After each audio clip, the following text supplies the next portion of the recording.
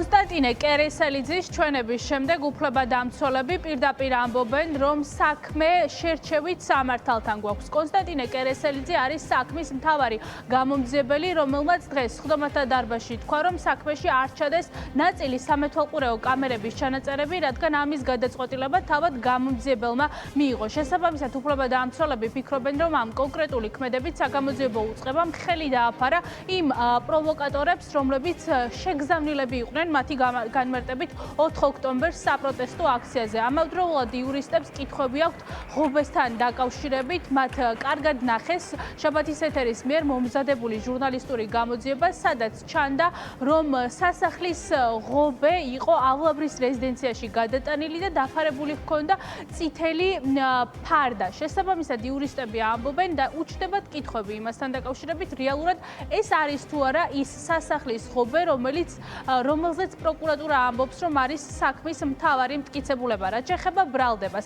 მოწმის ჩვენების შემდეგ პროკურორი განმარტავს, რომ საქმეში არსებობს უამრავი ვიდეო მტკიცებულება, რაც დაადასტურებს იმას, რომ ამ კონკრეტულმა 12-მა ბრალდებულმა კანონსაწინააღმდეგო ქმედება ჩაიდინა. შესაბამისად, პროკურორიც ადასტურებს, რომ დამატებითი მტკიცებულებები 12 ბრალდებულის საქმეზე არ მოუძიებიათ და საქმეში არ ჩაუდიათ. მაშინ, როდესაც აღნიშნული ღობე უშუალოდ შემთხვევის დღეს არ იქნა ამოღებული და დაცული ისე, როგორც ამის სამართლებრივი წესია დადგენილი, მომავალში მე, როგორც დაცვის მხარეს, რომ მომდომებოდა აღნიშნულ ობიექტზე, ამ შემთხვევაში ჯებირზე, ჩამეტარებინა საგამოძიებო მოქმედება. რა გარანტია მქონდა, რომ ეს ჯებირი შეცვლილი არ დამხვდებოდა? 1 საათით საკმარისი იყო, რომ აღნიშნულ ღობეზე ხელოვნურად დაეტანათ სხვა დაზიანებები. მე პირადად მაქვს სიუჟეტი ნანახი, როდესაც თუ არ ვწდები თქვენი ტელეარხით იყო გაშვებული, ძველი სასახლის ტერიტორიაზე იყო ღობის კონკრეტული ნაწილი, რომელსაც წითელი გადასაფარებელი ჰქონდა. ლოგიკურად მიჩნდება საერთოდ კითხვა, არის კი ეს ის ღობე? საერთოდ ამას ვინ დაადგენს?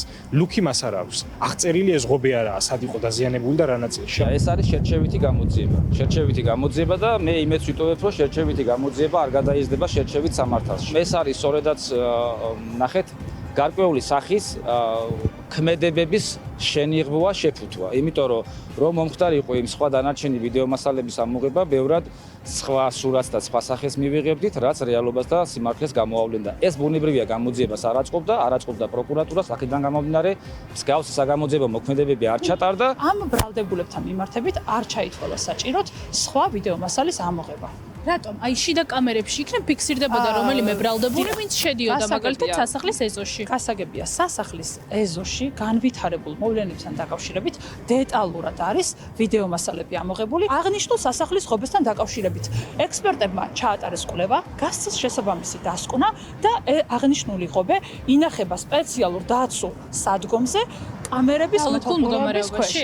დაალუქვას რაც შეეხება გამომძიებელმა განაცხადა, რომ ღობის პარამეტრებიდან გამომდინარე, მისი დალუქვა იყო მიზანშეუწონელი. სავარაუდოდ შემდეგ სასამართლო პროცესზე პროკურატურა მტკიცებულებების გამოკვლევას დაასრულებს. ამის შემდეგ უკვე არის ჯერი დაცვის მხარეზე, თუმცა უფლებადამცველები ამბობენ, რომ საქმის განხილვა ბრალდების მხარემ ისე დაასრულა, რომ ამ დრომდე პასუხგაუცემელია მთავარი კითხვა, ვინ აატრიალა 112 სამეთვალყურეო კამერები ცის და მიწის მხარეს 4 ოქტომბერს, ასევე ვინ შეღება კამერების ნაწილი და ვინ დააკრა წებოვანი ლენტი.